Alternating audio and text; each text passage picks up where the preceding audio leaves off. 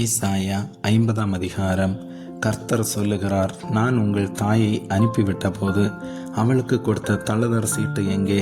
அல்லது எனக்கு கடன் கொடுத்த எவனுக்கு உங்களை நான் விட்டு போட்டேன்? இதோ உங்கள் அக்கிரங்களின் நிமித்தம் நீங்கள் விற்கப்பட்டீர்கள். உங்கள் பாதகங்களின் நிமித்தம் உங்கள் தாய் அனுப்பிவிடப்பட்டாள். நான் வந்தபோது ஒருவனும் இல்லாமற் போனதென்ன?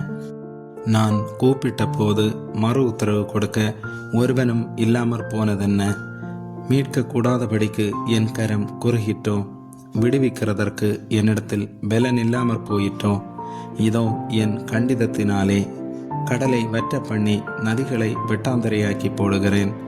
அவைகளில் உள்ள மீன் தண்ணீர் இல்லாமல் தாகத்தால் செத்து நாறுகின்றது. நான் வானங்களுக்கு காரிருளை உடுத்தி இரட்டை அவைகளின் மூடு சிலையாக்குவேன். இளைப்படைந்தவனுக்கு சமயத்திற்கேற்ற வார்த்தை சொல்ல நான் அறியும்படிக்கு கர்த்தராகிய ஆண்டவர் எனக்கு கல்விமானின் நாவை தந்திரளினார். காலைதோறும் என்னை எழுப்புகிறார். கற்றுக்கொள்ளுகிறவர்களைப் போல நான் கேட்கும்படி என் செவியை கவனிக்க செய்கிறார். கர்த்தராகிய ஆண்டவர் என் செவியை திறந்தார். நான் எதிர்க்கவும் இல்லை, நான் பின் வாங்கவும் இல்லை. அடிக்கிறவர்களுக்கு என் முதுகையும் தாடை மயிரை பிடுங்குகிறவர்களுக்கு என் தாடைகளையும் ஒப்பு கொடுத்தேன். அவமானத்துக்கும் உமிழ்நீருக்கும் என் முகத்தை மறைக்கவில்லை. கர்த்தராகிய ஆண்டவர் எனக்கு துணை செய்கிறார். ஆகையால் நான் வெட்கப்படேன். நான் வெட்கப்பட்டு போவதில்லை என்று அறிந்திருக்கிறேன். ஆதலால் என் முகத்தை கற்பாறையைப் போலாக்கினேன். என்னை நீதிமானாக்குகிறவர் சமீபமாயிருக்கிறார்.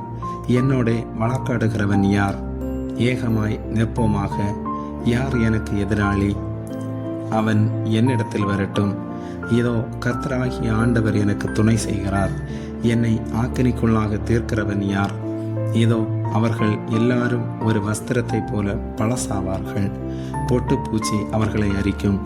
உங்களில் எவன் கர்த்தருக்கு பயந்து அவருடைய தாசனின் சொல்லை கேட்டு தனக்கு வெளிச்சம் இல்லாததினால் இருட்டிலே நடக்கிறானோ, அவன் கர்த்தருடைய நாமத்தை நம்பி தன் தேவனை சார்ந்து கொள்ள கடவன். இதோ நெருப்பை கொளுத்தி அக்கினி பொறிகளால் சூழப்பட்டிருக்கிற நீங்கள் அனைவரும் உங்கள் அக்கினி தீபத்திலும் நீங்கள் மூட்டின அக்கினி ஜுவாலையிலும் நடவுங்கள். வேதனையில் கிடப்பீர்கள். என் கரத்தினால் இது உங்களுக்கு உண்டாகும். ஆமேன்.